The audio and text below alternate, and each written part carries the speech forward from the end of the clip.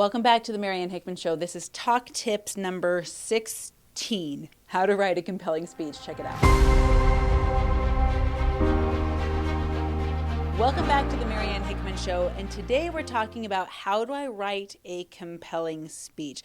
Now, this is kind of a misnomer because I don't want you to write speeches. I don't want you to get up on stage with a pre-written piece of paper that you're just reciting or regurgitating from, or you have a teleprompter from. Those don't make the most compelling speeches.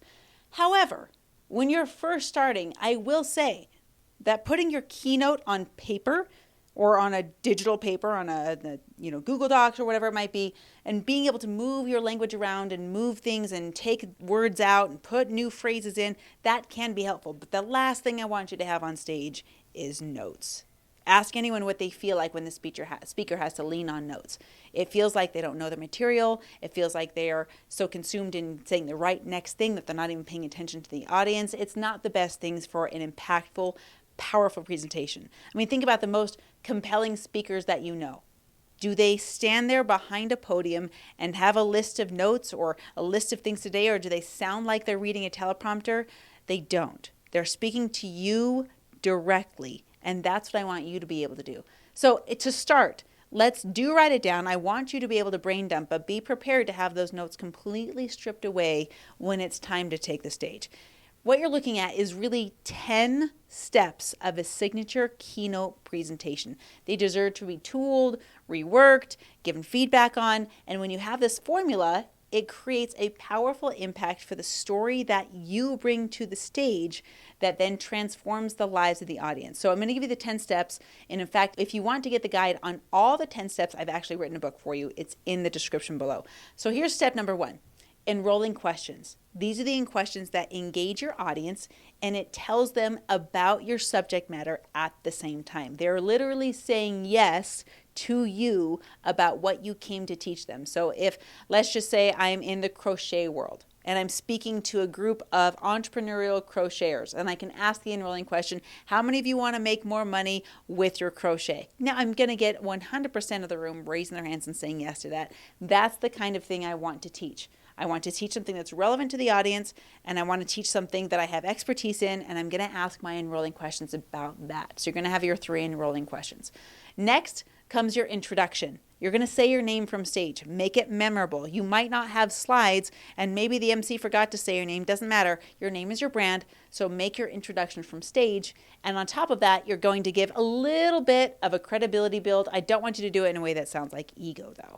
So say something like, after having been on USA Today and after having crocheted $1 million worth of stuff, this is what I've learned, and I want to bring that to you. So you can drop those bombs of those credibility things. When you sell on a website and that has like the PayPal icon, it's called a confidence icon. You're going to do that verbally in your presentation. Just attach it to your name. This is why you should listen to me. Or in other words, answer the question in the brain of the audience, what's in it for me? Now, after you do your introduction, now you're going to start stepping into your hero's journey. A lot of people call this your story, your message. It all means the same thing. Tell your story, your history. What brought you to this position? What brought you to the part where things were so hard that you knew you had to make a change? Because chances are that your audience is right there. They're in that position right now, and that's the reason they came to the event. And in order for you to have a compelling signature keynote, you've got to speak to where the audience is right now in this moment, not just in the room, but emotionally. Or in regards to your content and this crochet thing again, maybe they're all struggling with business or they all want to grow and they all feel the pain of that, which is why they bought a ticket and drove to the event center to hear you speak. So speak to the audience using your story.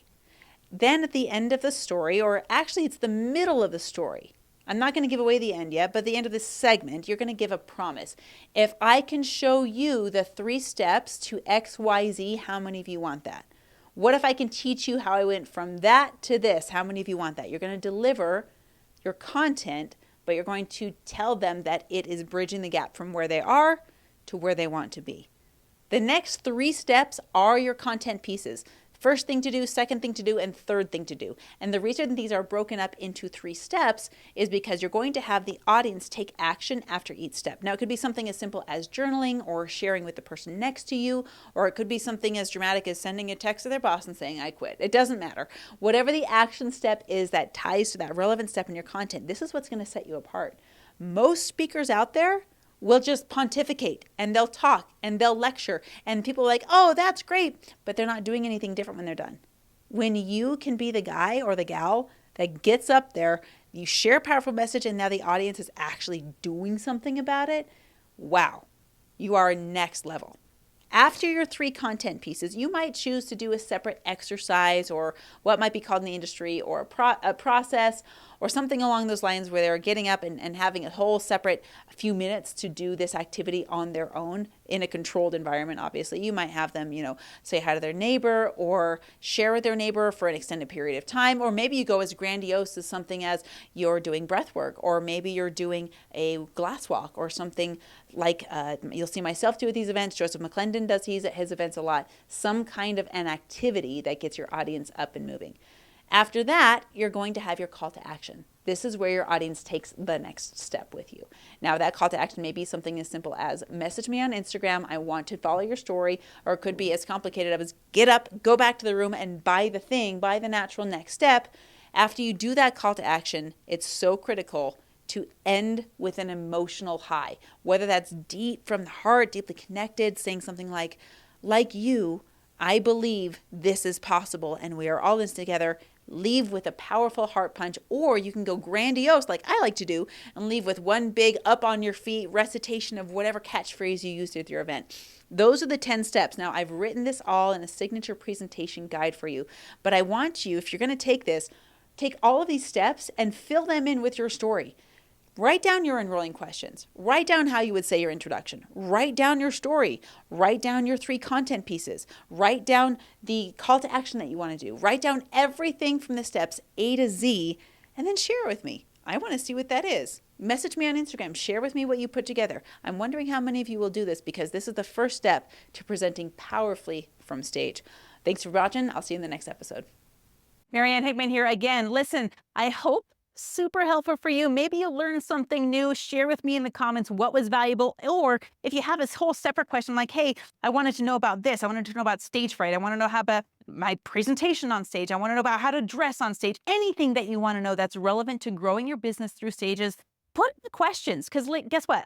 I go through and answer all of those personally. That's not an agency or a VA. That's me going through and looking at your questions because you are who I am here for. So last thing is I want you to get this database. If you haven't gotten it already, now I've got thousands of downloads on this thing, so maybe you've got it, but if not, make sure you go to mariannehickman.com/database. What that's going to do is take you to a page. You're going to input all of your information. We're going to send the database to you. You're going to request access to it. I keep it locked down so I can make sure I get it to just the right people, and you're going to request access. And then once you have that, you're going to go through and apply to podcasts that have the topic that you'd be an expert speaking on. Here's the thing.